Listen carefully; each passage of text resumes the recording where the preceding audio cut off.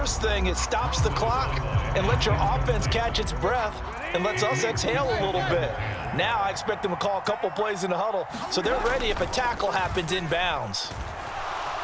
And now he lost the football. Tannehill loses it, and the Seahawks have picked it up. And he'll return this ball across midfield to the 47-yard line. Well, that simply is a missed opportunity. They're in position. If they take the ball downfield and score, they've got a chance to win the game. Instead, they cough it up. I don't think next week at practice is going to be a whole lot of fun for him. On the other side, no bigger. And this is taken in at the 5. And he's across for the touchdown. And in the final minute, that should just about seal it. Obviously, Charles, such an important, well-executed touchdown, and that caps off what has been a strong second half. Remember, they trailed at halftime. And how about the response? That's the type of thing that every team talks about before a season begins. Don't worry about the scoreboard at the half. Let's play strong in the second. Fighting for the end zone. He lost the football. It's out. It's picked up by the Titans. Well, that two-point attempt failed due to the fumble, but people can't see this, but you've got a ball in your hands now, and you've got the thing locked in pretty well. You've got it covered up. I love having a football in the booth. I always hang on to it. Makes me feel like I actually played back in my day. Well, you probably could have. If you had run that play, you would not have fumbled. I can tell you that. Maybe.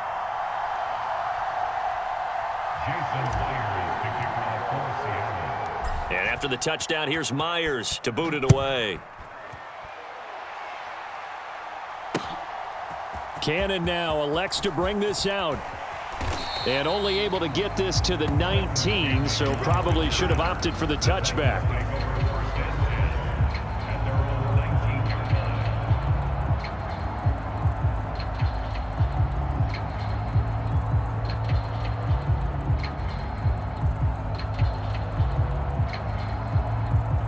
Tennessee offense about set and ready to go.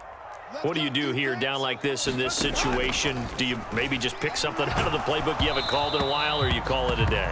You can do that, or you pick something that's a staple for you and should work better and try and execute that on the way out the door and maybe get back to base and feel a little bit better as you end a ball game that's been a frustrating one for you. Yeah, we'll see if they go back to base.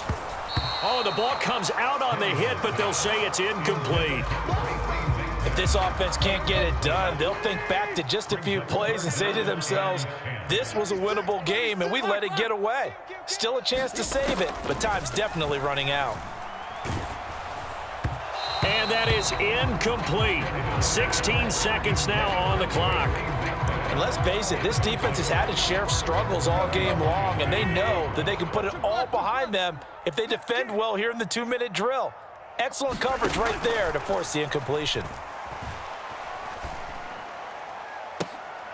And I think that one might have been intercepted, but he will be ruled out of bounds. So this will go only as incomplete.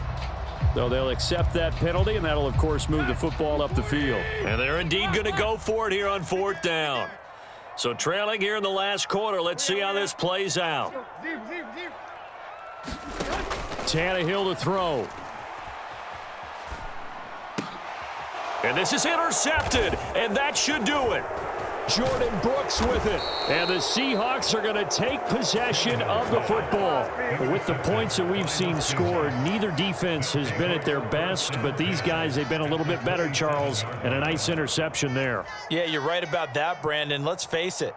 It's not always how you start, it's how you finish, right? So maybe you have a rough game all the way along, but if you make a big play like that at the right time, it can make everything turn out just okay. And it'll be intercepted. Picked off by Caleb Farley. And the Titans come up with a late turnover, but